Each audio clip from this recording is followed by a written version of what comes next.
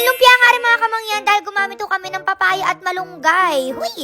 So ayan, bali nilagay ko nga nila pala dito yung niyadyad na papaya, yung hinimay-himay na malunggay, bawang, sibuyas, tuna, asin, paminta, extra seasoning, paprika, at saka garlic powder. Tapos sa sinunod kong ilagay diyan ari nga nihong itlog. Tapos after ko nga nihong mahalo-halo yun mga kamangyan, ayan nga niho at nilagay nila dito sa lumpia wrapper. And after ho nun mga kamangyan, ayan nga niho at isa-isa ko ng prinito. Sobrang excited na rin nga niho ako mga kamangyan kung ano nga niho yung magiging lasa na regawa na syempre first time ko na makakatikim ng gayon. And after ilang minutes nga niho pala mga kamangyan, ayan nga niho at naluto na rin ating lumpiang papaya at malunggay. Grabe mga kamangyan, hindi ko talaga in-expect yung lasa, sobrang sarap. Hinamnam niya doon sa loob. Akala ko kasi nung una parang mapait-pait pero hindi. Parang karne na rin yung lasa nung nasa loob niya. At maganda din na rin mga kamangyan kasi mas healthy. Ay for the go. At napagod nga niyo ako sa pagluluto diyan mga kamangyan kaya kailangan fresh pa din. Napaka-arte. So ayan nga niyo at nag-re-apply na ako ng sunscreen diyan mga kamangyan. At alam niyo naman ang inagamit ko ay yung tinted sunscreen ng Hikari. Super ganda nito mga kamangyan as in para ka talagang nag-makeup after. Dali lang din niya i-blend, ang bilis ma-absorb ng balat. Ito talaga yung panlaban ko mga kamangyan dahil maliban sa ang fresh mo na protected ka pa sa